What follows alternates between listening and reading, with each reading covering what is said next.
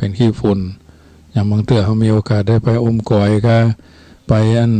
หอดก็นะไปทางนอกนี่มันจะมีอย่างจะมีกระขี้ฝุ่นนะหน้านี้หน้าแรงเนาะขึ้นดอยท่านนนไงนะ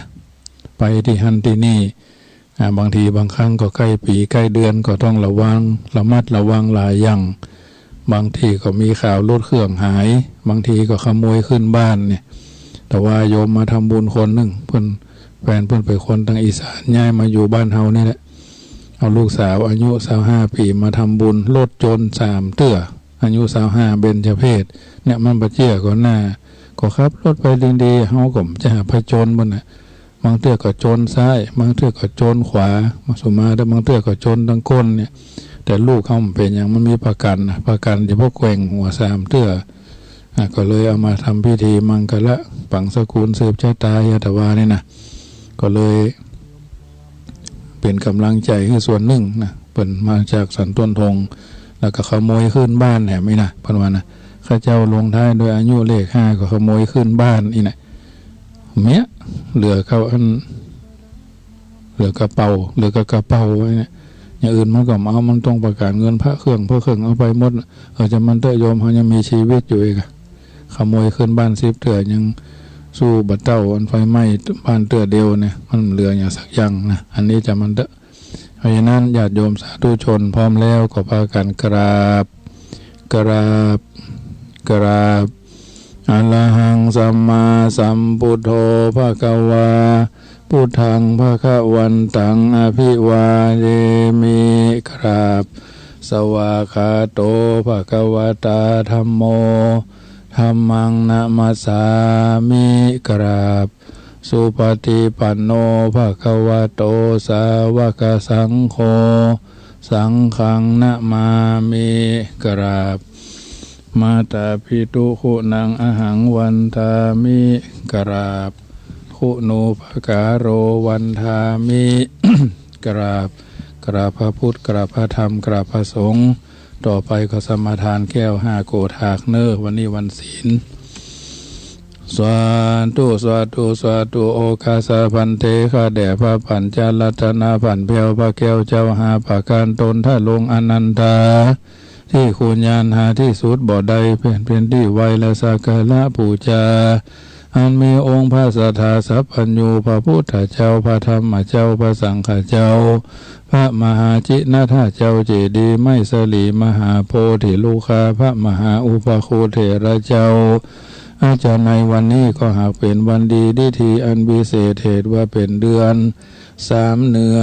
ออก15 ค่ำขึ้น15 ค่ำพร้อมว่าเป็นวันจันทร์ที่30 เดือนพฤศจิกายนพุทธศักราชราชา2563หมายมีสมณศรัทธาและมูราศรัทธาจุวัดจุวาจุหุรุอุปาถากสันนิบาตตานเขาทั้งหลายก็จะได้พากันสนงคงควายตกแต่งพร้อมน้อมนำมายังเขาตอกดอกไม้ถูกเทียนมาวางเวียนไว้เนื้อขันบันเป็นหาปุณโกถากปฐมาวิภาคเบื้องต้นหนตีผู้ฆ่าทั้งหลายจะขอน้อมถวายแล้วปู่จาแล้วจะขอสู่มายังองค์พระมุนีตนซักสวดกับทางพระบทพระบาทพระสรีลาธาเจ้าจีดีกับทั้งไมสลีมหาโพมีหลายกฎหน้าตุติยาขันปุ่นทวนซองผู้ฆ่าทั้งหลายปองน้อมนำมาเกณฑ์เวนถวายปูจาแล้วจะขอสู่มายังพระนวโรกุตระธรรมเจ้าเก่าประการ10กับทางพระปริยัติธรรมอันโอฬารเลิศแล้วอันเป็นดวงประทีปแก้ว2 หนต่างตะติยวานขันปุ่นทวน3งามบ่เศร้าผู้ข้าทั้งหลายจะขอถวายปูจาแล้วจะขอสู่มายังคุณพระสังฆเจ้าอันมีคุณแห่งพระอริยสังฆเจ้าหมายมีพระมหาอัญญาโกณดัญญาโคตเก้าเงาเอตาลหิถ้าลาบต่อเต้าถึงสังฆสมุติสังฆเจ้าเป็นพระริโยสารจตุทวารขันปุ่นทวน4งามล้นทีบ่อาจากสังขยาผู้ข้าทั้งหลายจะขอถวายปูจาแล้วจะขอสู่มายังพระกรรมฐานเจ้าทั้ง2อันเป็นกองแห่งสมถกรรมฐานและกองแห่งวิปัสสนาธรรมดวงวิเศษอันเป็นเหตุคือสัตว์ไปหอดเวียงแก้วยอดมหาเนรพานปัญจมาวานขันปุ่นทวน5ผู้ข้าทั้งหลายจะขอถวายปูจาแล้วจะขอสู่มายังคุณพ่อคุณแม่ปู่ย่าตายายคุณผู้มีพระคุณทั้งหลาย และคุณครูบาอาจารย์เจ้าทั้งหลายตั้งแต่ครูเก้าครูบายครูตายครูยังอาจาริยะอาจาริยังเจ้าทั้งหลายผู้ได้สั่งสอนยังโลกียะสั่งสอนยังโลกุตละสั่งสอนยังอัคระพยัญชนะกาถาเจ้าทั้งหลายสั่งสอนยังสมถกรรมฐานวิปัสสนาธรรมกรรมฐานท่านหลาบเท่าถึงอาจารย์ปัจจุบันนี้ใสผู้ข้าทั้งหลายก็ยอมมือซิบนิ้วนบน้อมไว้แล้วลวดขอปู่จาสู่มาหลอนบ่ผู้ข้าทั้งหลายได้ประมาทอเนกจาติหลอนโดยมีกายกรรมทั้งกายวจีกรรมกรรมอู้มโนกรรมกรรมกึศได้ประมาทในอิริยาบถทั้งสี่ได้นั่งได้นอนได้ยืนได้เตียวหู้แจ้งถี่ได้กระทำก็ดีบ่หู้แจ้งถี่หากได้กระทำดังอันก็ดีผู้ข้าทั้งหลายก็กลัวเป็นโตสานุโตษน้อยใหญ่ในพระแก้วเจ้าทั้งหาจุงโพธคุณหน้ามีธรรมเมตตาไหวหน้าเป็นปฏิฆะหะ ห้าเอาอย่างเครื่องบารมามีสาปูชาแห่งผู้ข้าทั้งหลายแล้วจะขอขมาเสียโทษนกรรมทั้งหลายให้กลายเป็นนาทิวิปาโกอโหสิกรรมอย่าได้เป็นนิวรธรรมกรรมอันแก่นกาอันจะห้ามหนทางไปสู่จันฟ้าและเนรพานเสียแก่ผู้ฆ่าทั้งหลายเที่ยงแท้ดีลีโดยมีแต่นโยคาวจระบัณฑิตะเจ้าทั้งหลายฝูงมาแล้วแต่ปางก่อนได้สักการะบูชาสูมาแก่องค์พระแก้วเจ้าทั้งห้าโกฏากมีองค์สรีสัพพัญญูพระพุทธเจ้าเป็นประธาน หันมาปุณปันนี้แล้วได้เสพสร้างนิสันตภระอานิสงส์มีโดยประการชั้นได้ก็ดีขอจุงหือผู้ฆ่าทั้งหลายจุงได้เสพสร้างนิสันตภระอานิสงส์บำเพ็ญโยคาวจรสัพพุริสาเจ้าทั้งหลายฝูงมาแล้วแต่พังก่อนนั่นจุงจักนี้กุศลบุญญาราศีนี่นาผู้ฆ่าทั้งหลายจักถวายปู่จ้ายังขอจุงหือระงับกับหายยังอุปาทวะกังวลอนตรายภัยยะอุบาทราชภัยโจรภัยอมนุสภัยอาคีภัยอุทกันตภัยวาตภัยโลกันตระภัยภัยยะอุบาทภัยญาติทั้งข้อเจ็บข้อไม่ข้อไข้ข้อหนาวข้อปีข้อเดือนข้อวันข้อยามหือดับหือดับม้วยมิ่งกระไกรดับจากกายะตนตัวแห่งจิตใจแห่งผู้ฆ่าทั้งหลายจะได้เสสลอตั้งแต่มโหตาการะวันนี้ยามนี้วันผูกวันฮือวันเจ้าไปภายนาของฮือยูคาทั้งหลายได้สุขสกายสบายใจมีโจกมีใจฮือมีโจกปีโจกเดือนโจกวันโจกยามอายุปีอายุเดือนอายุวันอายุยามจำเริญอายุปีอายุเดือนอายุวันอายุยามจำเริญไปใจหิก็พันมาหาก็ฮือพันใด ขอฮือผู้ฆ่าทั้งหลายอยู่ได้ตั้งขินดูตั้งไว้ดูตั้งใจเททานแม่นว่าจักอยู่ก็ขอฮือมีใจแม่นว่าจักไปก็ขอฮือมีโชคลาภสักการะปาแม่คาศึกษาทะโลเป็นที่ฮักเป็นที่เมตตาอินดูขุนนาแก่คนและเทวดาทั้งหลายฮือได้คำจูวราพุทธศาสนาไปใจของฮือได้เป็นพระวะปัจจัยอันเป็นพระนิอันมีพระนิพพานเป็นยอดนั้นจุงจักมีเที่ยงแท้ดีลีเถชะบุญญาราศีนี่นา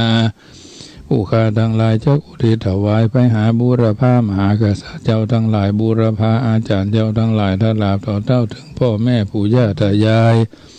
ข้ากูลวงศาพ่อเกิดไม่เกิดเจ้ากรรมในเวรพระภูมิเจ้าที่เท้าจตุโรคขบาลทั้งสี่เสือวัดเสือวาเสือบานเสือเมื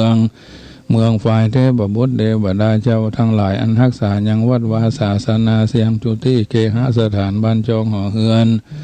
ที่อยู่ที่อาศัยที่ค้าที่ขายที่พระสังสารหะโคบค้าสมาคมตลาบต่อเท่าถึงภูมิเทวดารักษายังแผ่นดินลูกค้าเทวดารักษายังต้นไม้พระพาตาเทวดารักษายังอายุภูเขาจอมดอยอากาศเทวดารักษายังลวงอากาศควางกังหาวชากามวัจระเทพินอินพรมโยมราชขุดหนักน้ำนาทีนางนาไทยทอหลันนี้ตนจำบุญตนจำบาปตนจำน้ำหยาดเมียดหมายตาลจุงมาปัตตาอนุโมทนาในทีคากาละบัดนี้ยามนี้นั้นจุงจักมีเที่ยงแท้ดีลีบัดนี้ผู้ฆ่าทั้งหลายจะขอถวายปู่ย่าสู่มาเป็นมคตภาษาบาลีวสวาตุอิตังโนอากิมัตุบูภาราชาปูชาคัตถะ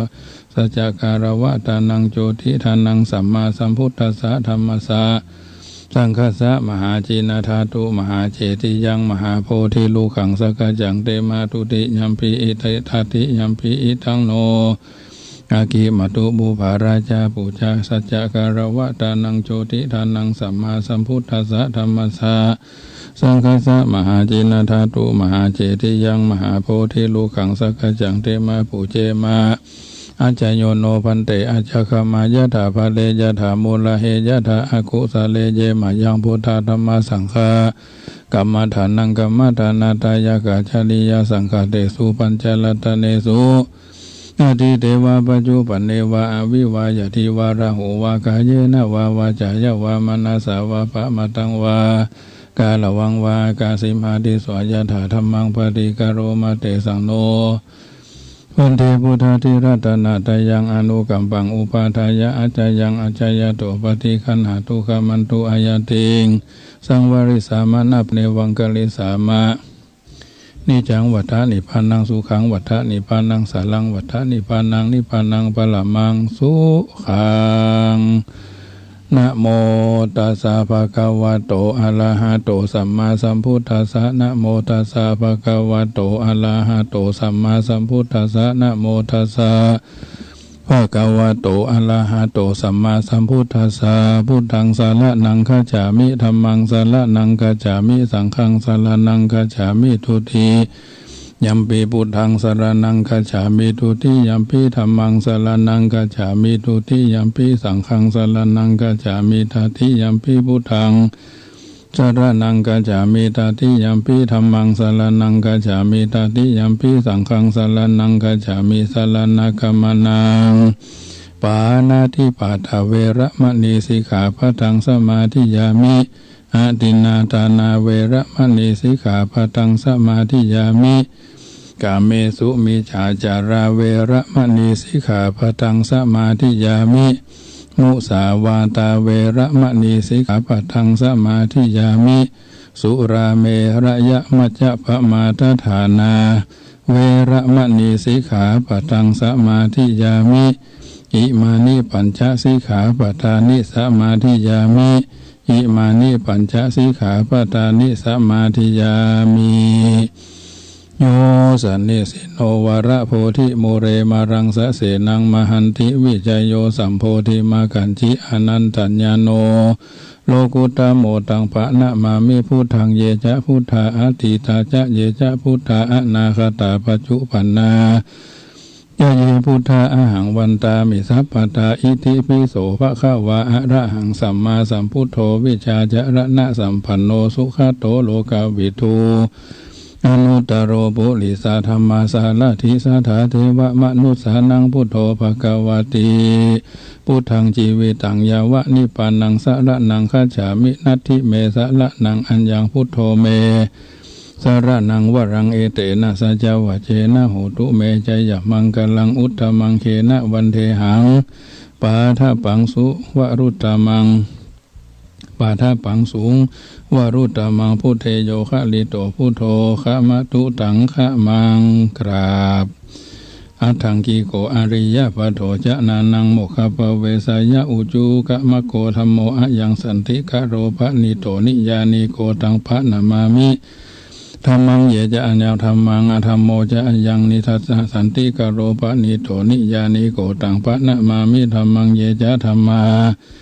อาทิตาจะเยจะธรรมะอนาคตาปัจจุปันนาจะเยธรรมะอหังวันตามิสัพพตาสวากขาโต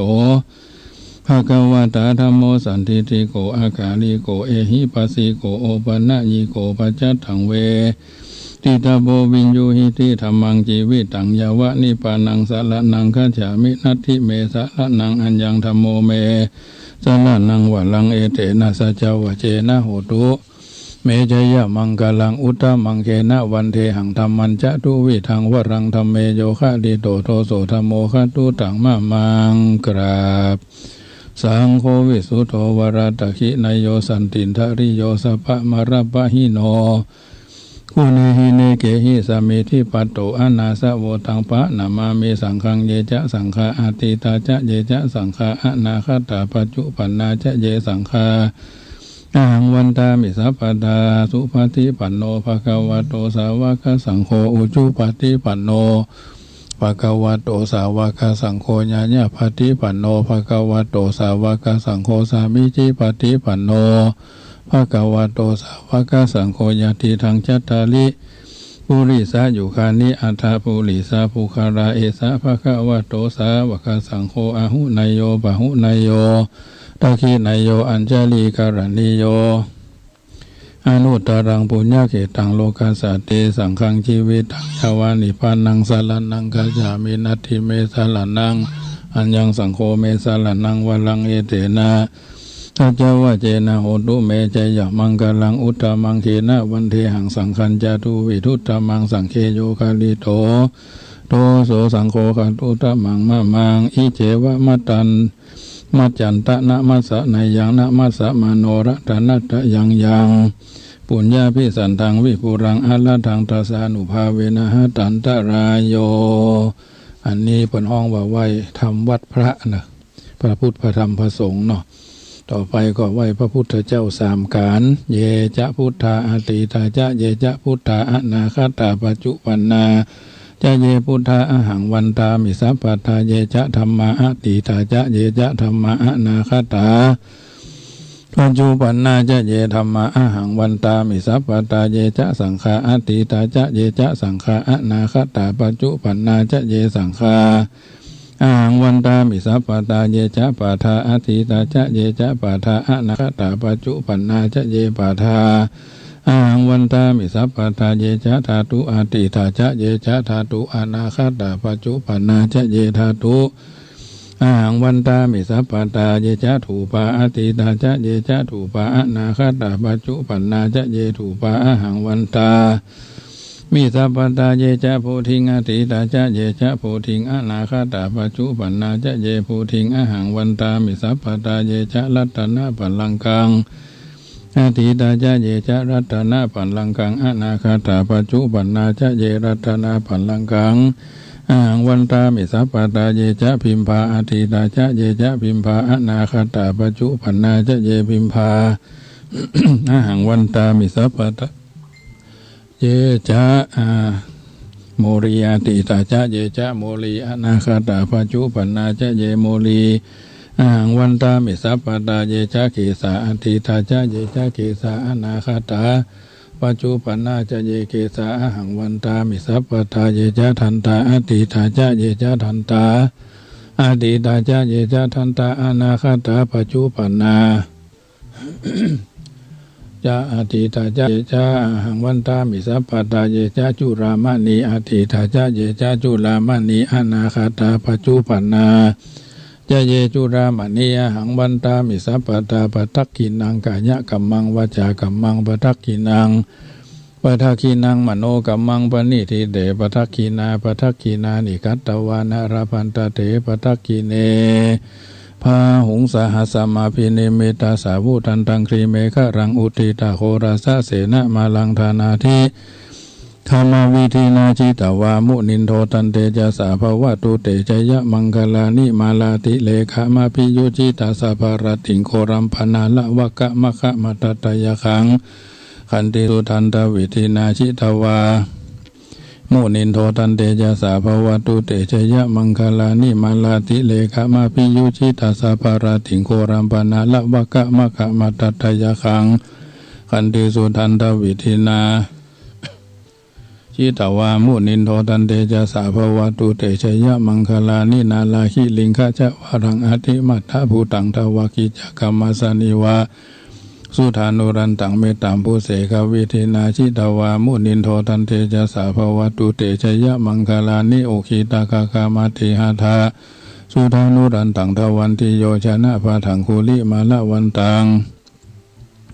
อิเทปิสังฆทะมโนจิตวามุนินโทตันเตจะสาภวตุเตชยะมังคลานีกัตวนาคาธามุทาลังอิวะคปินิยาจินจายะทุทะวะจนังชนะกายะมะเชสันเตนะโสมวิธินาจิตวามุนินโทตันเตจะสาภวตุเตชยะมังคลานิสัจจังวิหายะมติสัจจกวาทะเกตุงวราปิโรปิทะมานังอธิอันธาภูตังปัญญาปฏิปัชาลิโตจิตวามุนินโทตันเตจะสาภวตุเตชยะมังคลานินันโทป ปนันทพุจขังวิพุทังมหิทิงพุเตนะเถระพุจเขนะธรรมาปยันโตอิโตปเทสวิธินาชิตาวามุนินโทตันเตจะสาภวตุเตชยมังคลานิทุขาหาทิทิพุจเขนะสุตตาหัตังประมังวิชุติชุติมิธิภกาพิธานังยานาคเทนาวิธินาชิตาวามุนินโทตันเตจะสาภวตุเตชยมังคลานิเอตาภิพุทธชยมังคลาอัฏฐคาถาโยวาจันโนทินาทิเนสระเตมตันติหิตวานันเอกวิเวธานิจุปัตตวานิโมขังสุขังอธิขามายะนาโรสัพปัญโยมหากรุณิโกนาโทหิตายะสัพพปานินังภูเรตวาภารมีสัพพปัตโตสัมโพธิมุตตมังเอเตนะสัจวะเจนะโหตุเตชยมังคลังเจยันโตโพธิยามุเลสักกยานังนันทิวัตโนเอวังตวงวิจโยโหหิจยะสุจยะมังคะเรอปราชิตาปันนังเกสิเสปทวิโภคะเรอภิเสเกสัพพะพุทธานังอาคาปโตปโมทัตติสุนัคตังสุมังคลังสุภะภัตตังสุหุติตังสุขันโนสุโมโหโตจะสุยีถังพระมาจาริสุปัทกีนังกายะกัมมังวจากัมมังปัทกีนังปัทกีนังมโนกัมมังปณิทิเตปัทกีนาปัทกีนานิคัตตวานาราพันตันเถปทาคีเนกาลานิยมัตถกุสาเลนายันตังสันตังปะทังอภิสเมจะสะโกหูจูจะสุหูจูจะสุวะโจจะสามุตุอนาติมณีสันตุสะโกจะสุภโรจะอภากิโจจะสันลังหูกาวุติสันตินทริโยจะนิภโกจะอภาคโพกุเรสุอนานุคิโทนะจะคูทังสมาจะเลกินจิเยนะวินยูปเรอุปวัฏยุงสุขิโนวะเขมิโนหนตุสเปสัตตาภวันตุสุขิทัตตานาปโลปรังนิโกเพธานาติมัญเยทาคาทาชินังกินจิปยาโรสนาปฏิคาสัญญานัญญามัญญาสาธุคามิจายามาตายาธานิยังปุตังอายุสาเอกพุทธมนุราเขเอวัมปิสัพพะพุทเทสุมานาสัมภาวันเยอภาลิมานังเมตตัญญาสัพพโรกัสสมิงมานาสัมภาวันเยอภาลิมานังอุทังอโตจติริยัญจะอาสัมปะทังอเวรังอาสัมปะทังทิฏฐันจลังนิเสโนวาสยานุวาญาวัตตาสาวิคัตถามิโตเอตังสติงอติทายะประมาเมตังวิหารังอิธามาหุติถินจะอนุภกรรมสีละวาทัสสเนนะสัมปันโนกะเมสุวินายะเกทังนาหิชาทุกขภาสยังปุณณเรติติการณียเมตตาสุตังวิรูปะเขหิเมเมตตังเมตตังเอราปะเถหิเมชปยาพุเทหิเมเมตตังเมตตังกันหาโคตมะเขหิจาอาปาตะเขหิเมเมตตังเมตตังเม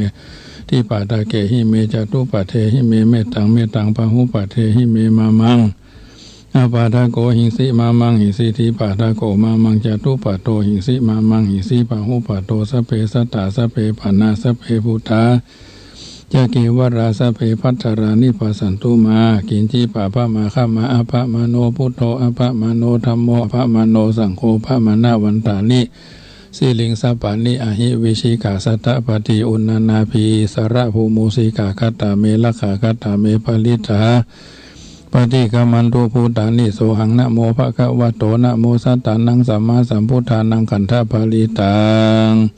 เมตตายะภิกขเวเจโตวิมุตติยาอาเสวิตายะภาวิตายะพหุลีคตายะยานีคตายะวัตถุคตายะอนุทิตายะปริจิตายะสุสมารทายะเอกาทัสสานิสังสาปฏิกังขากัตถเมเอกาทัสสะ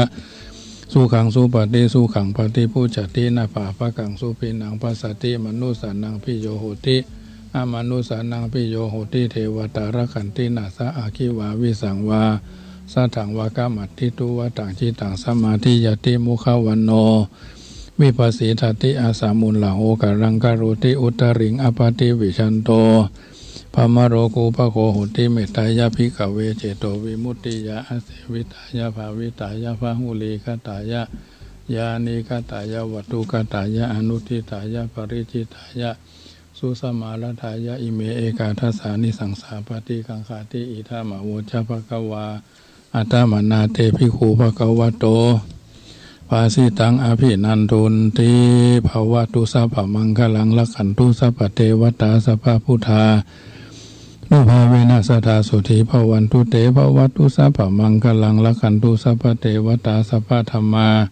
นุภาเวนะสัทธาสุธีภวันตุเตภวัตตุสัพพมังคลังละขันตุสัพพเทวตาสัพพสังฆานุภาเวนะสัทธาสุธีภวันตุเตเอาละญาติโยมสาธุชนได้อาราธนาพุทธคุณธรรมคุณสังฆคุณว่าพระพุทธองล่างหน้าพระธรรมังล่างทุกข์พระสังฆเจ้าเพิ่มสุขยาตรายามีสวัสดีมีชัยอิติปิโสภควาพระพุทธังพระยอดแก้วพระพุทธเจ้าเกิดแล้วอิติปิโสภควานะพระธรรมังพระยอดแก้วพระธรรมเจ้าเกิดแล้วอิติปิโสภควาเบื้องต้นนี้ได้ทำความเคารพนบนอบในพระพุทธเจ้าพระธรรมเจ้าพระสังฆเจ้าและลึกถึงคุณพ่อคุณแม่คุณตาคุณศีลคุณภาวนาศีลธรรมกรรมฐานที่เฮาท่านทั้งหลายได้ปฏิบัติกันมาทุกวันพระแจ้งดีขวายงามบางท่านก็ไปวัดบางท่านก็บ่ได้ไปวัดบางวัดเพิ่นก็บ่ทำบุญกันออกพรรษาแล้วแต่ที่วัดจังกรรมนี่ก็มีช่วง 5 โมงถึง 6 โมงนี่จัดรายการได้6 โมงถึง 7 โมงนี่โดยมากก็จะบ่ได้จัดโดยเฉพาะวันพระนะในที่วันก็ดีแม่โจ้ก็ดีสันกำแพงก็ดีลูกทุ่งเชียงใหม่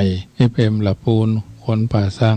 106แล้วก็วัดน้ำบ่อหลวงวันนี้ก็บ่ได้จัดช่วงเจ้าแต่มีช่วงแรงช่วงแรงก็มีดีนาวเรดิโอตอน 5 โมงก็มีเหมือนปกติเนาะวันเสาร์วันอาทิตย์มันก็จะสลับปรับเปลี่ยนกันไปเยอะมาแรงก็104ก็พระกันอยู่ทุ่มเช้าถึง2 ทุ่มญาติโยมสาธุชนท่านผู้ฟังทั้งหลายพระพุทธเจ้าตรัสสอนโดยการเปรียบเทียบว่า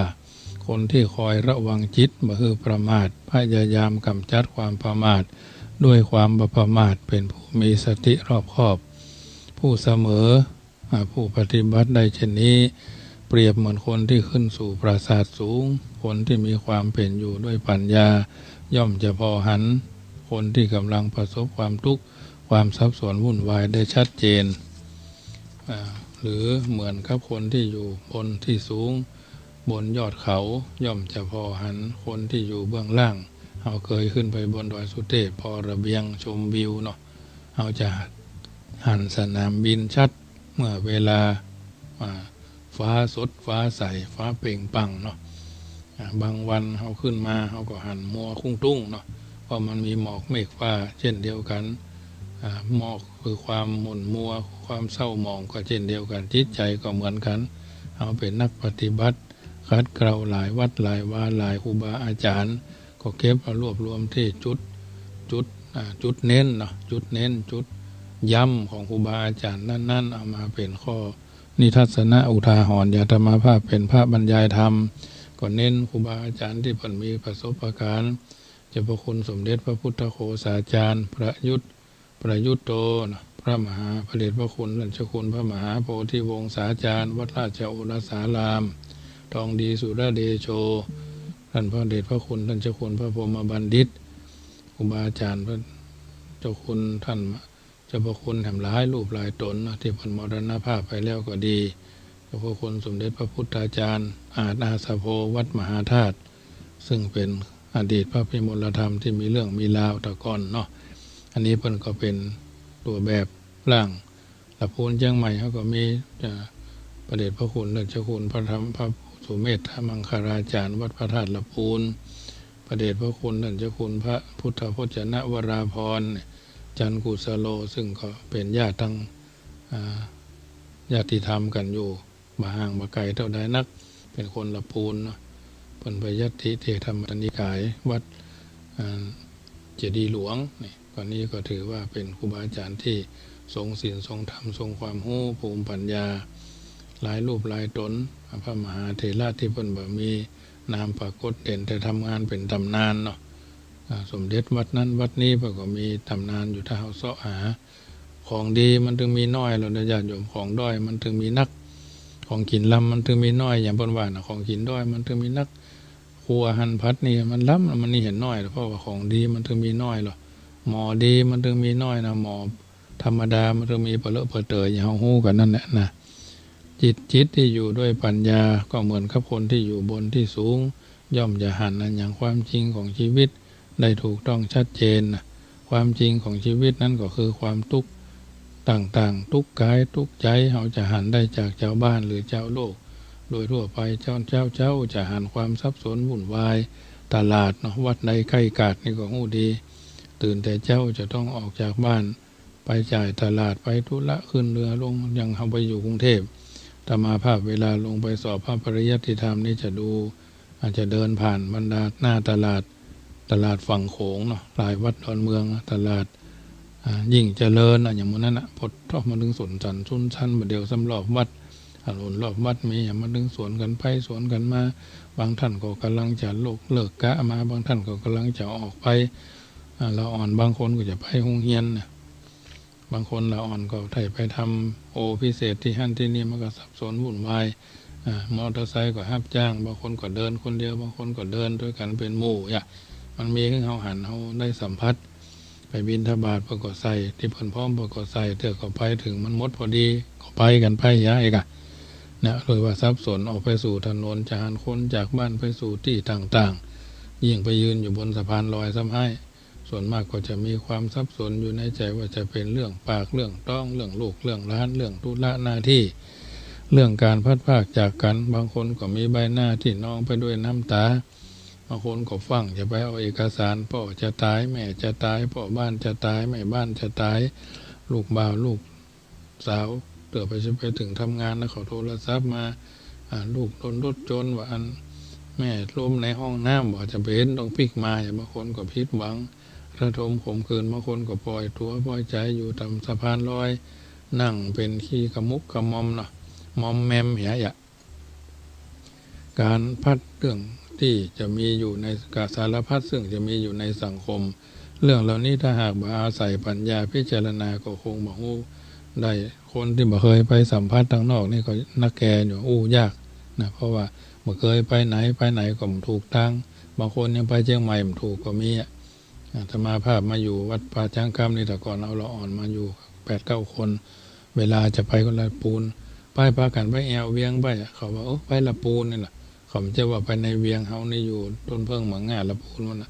แถวกันตำบลอุโมงค์แดนเมืองเพิ่นว่าเข้าเวียงคำเดียวเนอะเฮานี่เขานี่ทางเพศเพิ่นว่าไปละปูนนี่หรอมันบ่เหมือนกันนะเพิ่นห้องมันละอ่อนมันบ่เคยเข้าเวียงเนาะก็ต้องเดือดกันเศร้าขึ้นรถเมลี่ไปลงอาเขตแต่นั้นมันก็จะแพงคน20 บาทตู้เจ้าคนใหญ่ก็30เดี๋ยวนี้ก็ไปปิก80เวลาขึ้นรถไปลงอาเขตรถลี่นะมันจะมีตั้งหน้าวัดในทุ่ม7:30 8:30 9:30 10:30แล้วก็จะออกจากเชียงใหม่อาเขตผ่านหน้าวัดเหมือนกันเฮาฮู้จักเส้นทางเนี่ยนะจะไปไหนมันต้องสู้ฮู้เส้นทาง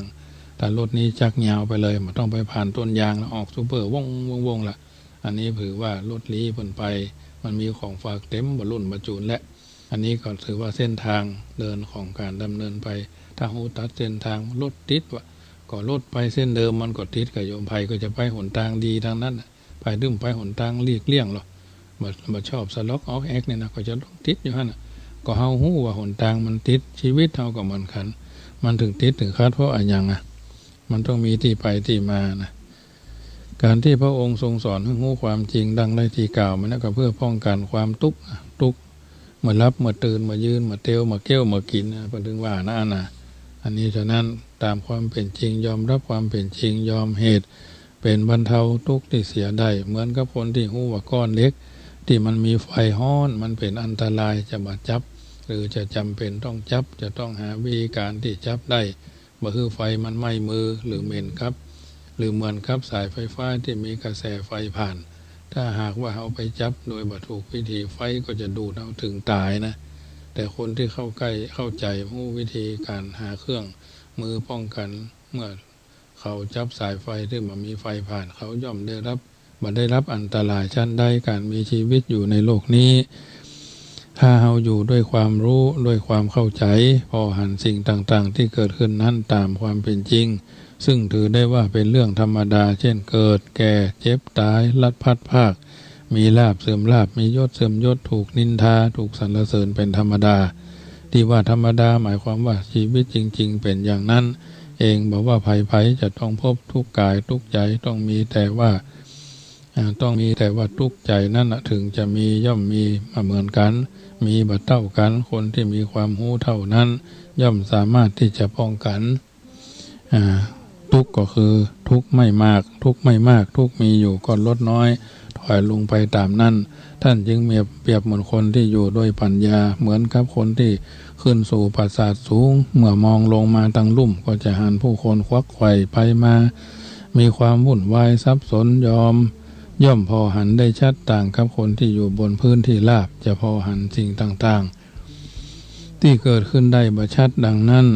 ปัญญาจึงเป็นคุณธรรมที่พดุงหรือยกจิตใจของคนเฮาขึ้นสูงด้วยสติสูงด้วยปัญญาสามารถพอหันความเป็นจริงฉะนั้นวันหนึ่งจึงควรหาทางที่จะเสริมสร้างความรู้ด้านปัญญาโดยเฉพาะปัญญาในทางธรรมเพราะว่าปัญญาในทางธรรมเป็นปัญญาที่สอนให้ใจนั่นหูจักคิดหูจักยับยั้งหูจักระงับบ่ปล่อยให้จิตใจตกอยู่ในอำนาจของอารมณ์คนที่มีปัญญาเป็นหลักของจิตใจย่อมประคองตนให้พ้นทุกข์ได้จึงควรพิจารณาว่าวันหนึ่งเฮาใจชีวิตของเฮาเป็นอยู่ด้วยปัญญาหรือเป็นอยู่ด้วยความโง่เขลาถ้าอยู่ด้วยความโง่เขลาเป็นอยู่ด้วยความโง่เขลาแล้วความประมาทเฮาก็จะเป็นธาตุของความทุกข์และถ้าเฮาอยู่เป็นอยู่ด้วยความสบายอกสบายใจก็จะทำให้เฮาท่านทั้งหลายนั้นมีชีวิตความเป็นอยู่มีสติปัญญาบ่ประมาทเนาะเฮาจะยืนอยู่บนอารมณ์เหนือความทุกข์ชีวิตของคนเฮาก็ดิ้นรนกวัดแกว่งป้องกันยากรักษายากที่เป็นเช่นนี้ก็เพราะว่าจิตใจของเฮาคุ้นเคยต่ออารมณ์ที่ผ่านเข้ามาเช่นนี้ก็เพราะว่าจิตของเฮาที่คุ้นเคยต่ออารมณ์ที่ผ่านเข้ามาในโดยบ่ระวังเมื่อจิตมันเคยต่ออารมณ์จึงตกอยู่ในอำนาจของอารมณ์ฝ่ายต่ำเป็นเหตุให้ระวังยากรักษายากมีพุทธโอวาทแนะนำในการรักษาจิตว่าเตละปัตตังยะถาปริยะไรปัตลิไหปริหะไรยะเอวังสจิตตะมโนรเขแปลว่าพึงรักษาจิตของตนเหมือนคนประคองบาตรที่เต็มด้วยน้ำมันข้อนี้ก็เปรียบเทียบหรือวิธีการที่เฮาจะรักษาจิตท่านนึกถึงบาตรที่เต็มไปด้วยน้ำมันถ้าเฮามีความจำเป็นที่จะต้องประคองบาตรที่เต็มด้วยน้ำมันนี้บ่คือมันฟะเนาะหรือมันหกเฮาจะต้องประคับประคองด้วยการสำรวมกายประคองบาตรนั้นด้วยความระมัดระวังบ่คือน้ำมันกระชอกหรือฟะแกว่งไปแกว่งมาหรือล้นออกมาจากบาตรบอกว่าจะนั่งจะเดินจะยืนเฮาจะต้องมีสติคอยประคองอยู่ตลอดเวลาเป็นต้นญาติโยมสาธุชนท่านผู้ฟังทั้งหลายเจ้าวันนี้รายการเสียงธรรมรับอรุณภาคเจ้าอาตมาภาพพระมหาประสิทธมาภินันโทได้นำเอาสารธรรมคำสอนเรื่องการรักษาจิตต่อจากตวาเป็นปฏิการะกับญาติโยมที่ตั้งใจฟังอยู่ทางบ้านเป็นนิทัศนะอุทาหรณ์เตือนจิตใส่จิตใจคือเฮาท่านทั้งหลายนำไปคิดพิจารณาต่อสู้ปัญหาอุปสรรคโดยประการทั้งปวงเพราะว่าการดำเนินชีวิตของเฮานั้นได้เกิดมาเป็นชาวพุทธมาพบพระพุทธศาสนาเพิ่นบอกเอาไว้ว่าถือกำเนิดเกิดเป็นมนุษย์สุดยากยิ่งได้พึ่งพิงกุศลนำตามสนองเป็นหญิงชายใจสุขสมอารมณ์ปองอยู่ครอบครองความเป็นคนพ้นอบายควรรำพึงถึงความดีที่สร้างไว้อย่าพอใจในความชั่วตัวเสียหายถ้าทำดีหนีความชั่วกลัวอบายถึงตัวตายชื่อยังอยู่เชิดชูวงเรื่องชีวิตขบคิดไปคล้ายการค้าเราเกิดมาทำความดีที่ประสงค์ต้องเพิ่มเติมบารมีให้มั่นคงต้องมุ่งตรงปัจจุบันบุญทันตาถ้าประมาทพลาดพลั้งไม่ยั้งคิดปล่อยชีวิตให้โง่เง่าเมาตัณหาจะขาดทุนบุญเก่าหมดลดราคาสู่โลกหน้าระทมทุกข์สุขไม่มีคอยสำนึกระลึกตัวกลัวความผิดรักชีวิตไม่คิดชั่วให้มัวสีสั่งสมบุญหนุนจิตนำทำความดีเสริมศักดิ์ศรีทวีสุขหมดทุกเอ่ย ปัญจสิกขาพุทธากล่าวไว้เป็นไม้ใต้สองโลกโลกีมวลมนุษย์ผ่องพุทธใส่สีองค์พระมุนีมีศีลห้าสร้างสมกุศลผลบุญหอมพ่อปัญจศีลาใหญ่ล้ำพระพุทธองค์ทรงวาทะศีลเป็นเบื้องต้นความดีประมุขธรรมะมักกะวิถีเป็นของดีสืบไปภายหน้าสืบไปภายหน้าญาติโยมสาธุชนท่านผู้ฟังทั้งหลายได้ยินได้ฟังน้ำธรรมคำสอนส่วนแห่งการสังวาสสวดที่ยายพุทธคุณธรรมคุณสังฆคุณมาถึงช่วงสุดท้ายก่อนนำรายการจากท่านไปเน้นย้ำประชาสัมพันธ์วัดจังกามเชิญร่วมทำบุญเป็นเจ้าภาพการเทศการทำในการตั้งธรรมมหาจาตุเบสสันดรชาดกวันที่29 ธันวาเมื่อค่ำยามแลงตั้งแต่ 18 นาฬิกาเป็นต้นไปจักแสดงพระธรรมเทศนาธรรมเจ้า10 ญาติจำนวน10 ผูก11 12 13ถึงมาลัย9มาลัยปลายเจ้าภาพเป็นเจ้าภาพกันละ 1,000 บาทน้อมเอิญเจริญพรกันเจ้าภาพกันละ 1,000 บาท13กันบ่เท่าแต่นั้นวันที่30 ธันวาตั้งธรรมมหาจาตุจำนวน14กันถึงกันอานิสงส์เวสสันตละชาดกการภาพการเทศกันละ 2,500 บาทซึ่งก็จัดมาทุกปีแต่ว่าโรงเรียนแพรวพันธ์จังหวัดลำพูนซึ่งเป็นญาติทั้งฝ่ายพ่อได้ร่วมทำบุญมาจำนวน 5,000 บาทก็ขออนุโมทนาร่วมทำบุญในการภัตตาหารเจ้าแถม 5,000 บาทในวันที่จะเลี้ยงเพิ่นมาในวันที่30นั่นนะ30มาแรงวันที่29ก็จะมีพ่องไผมีข้าวสารอาหารแห้งพักไม้ไส้เครือฟักแฟงแต่งเท่ากล้วย12เครือบ่เป้า12คะแนงหน่อกล้วยหน่ออ้อยหน่อเป้าก็ได้หมดญาติโยมเอามารวมกันต้นบะขามต้นบะหนุนต้นบะฟักบะลิดไม้ค่อนก้อมเนาะได้หมดมีอันใดที่ไหนบ้านในจองวันคล้ายวันเกิดเฮาก็ได้เอามารวมกันได้จะรับของตั้งตึกวันที่27เนาะ28เนาะ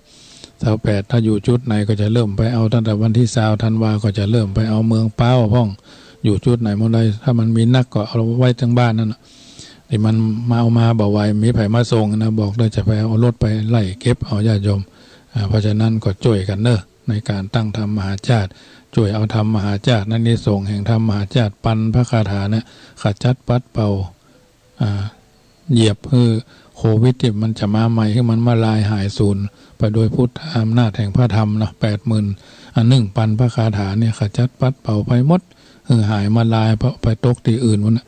ที่พระพุทธเจ้าบัตรัสไว้ศาสนานะผลถึงว่าโสสวสดีข้อลาวีกำเนิดข้อเกิดหลายอันข้อเมื่อคืนบ่หันน่ะข้อเมื่อวันบ่ฮู้ข้อเก่าเกลือต่างๆนานาอันเข้ามาในอัฏฐทิฏฐะทั้ง8สู่แขวดในหันออกไปสัพพะเคาะจังไรอันมาแต่9เคาะไรเล่าตั้งขวงเคาะไหลหลวงเล่งเล่าสู่ย้ายออกไปพันสัพพะเคาะตั้งใต้อย่าได้มาเฟือสัพพะเคาะตั้งเหนืออย่าได้มาปอกเคาะวันตกวันออกอย่าได้มาป้องรักษณาชาตาจันต้นจันกลางจันปลายกายเป็นตบะเดชะเป็นชัดแก้วพิดานคำครี่มงบังควัดไกวควัดแกว่งเอา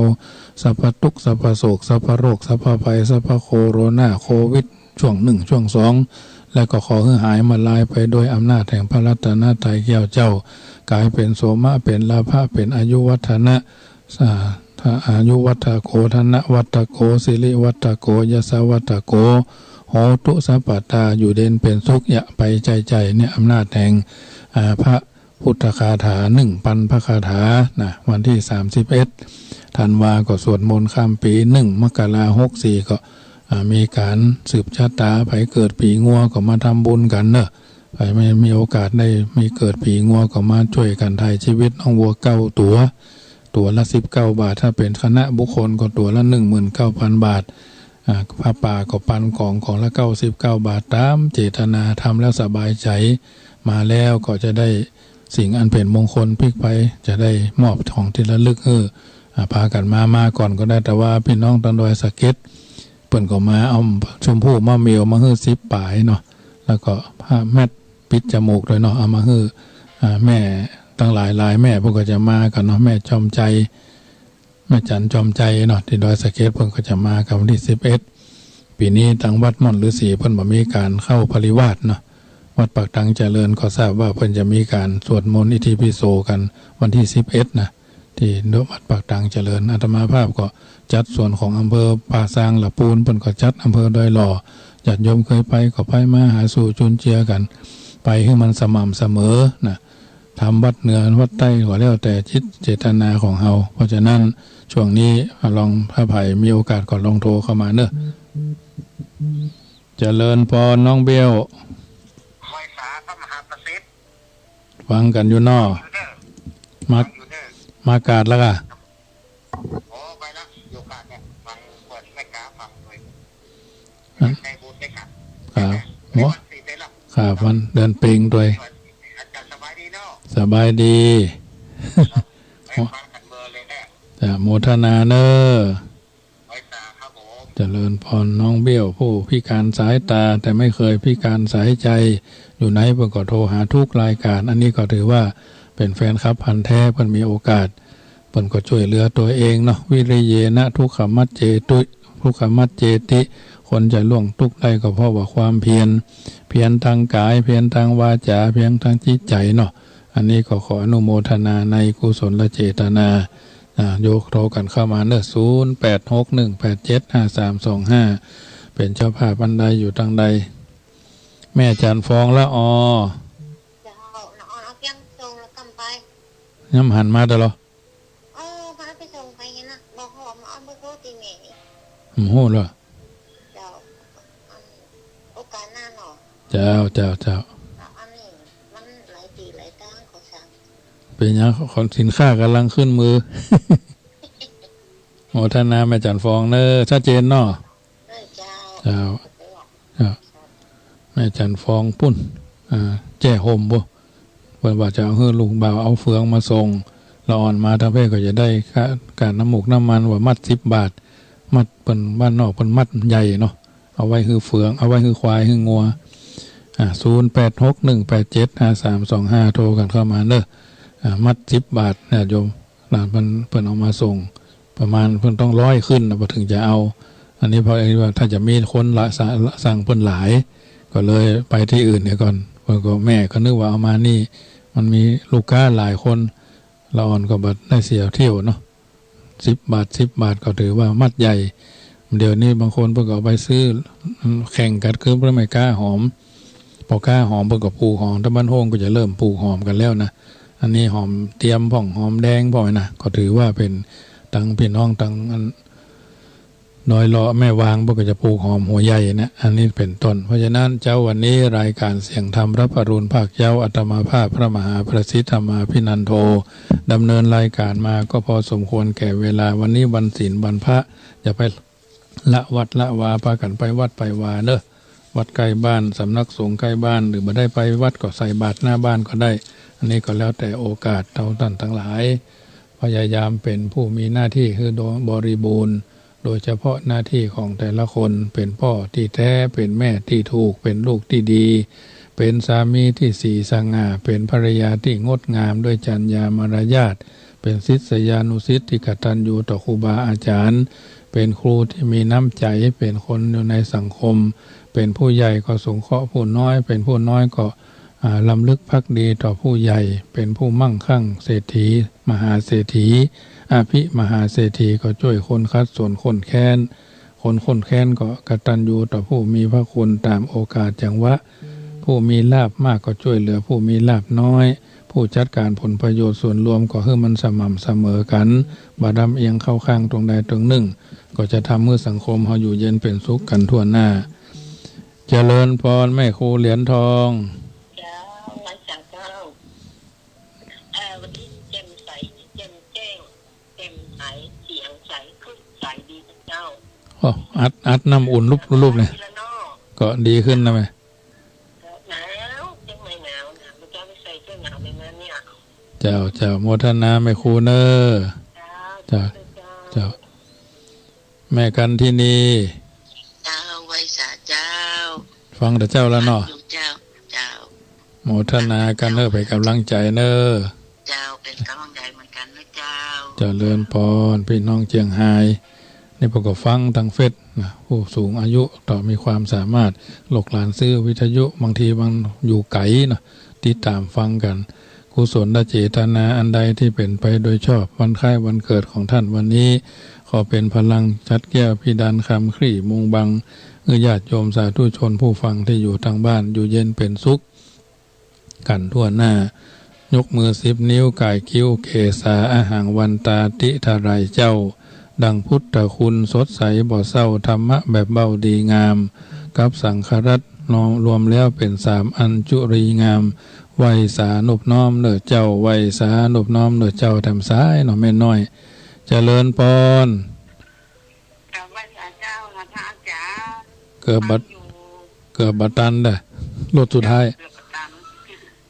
ไปวัดกะเจ้าเตรียมตัวจะไปวัดแล้วเจ้าจะไปกำลังใจโมทนาบุญด้วยเนอเจ้ากำลังใจพระอาจารย์ด้วยเจ้าสาธุเจริญพร้อมเจริญบุญเจริญทานเจริญศีลเจริญ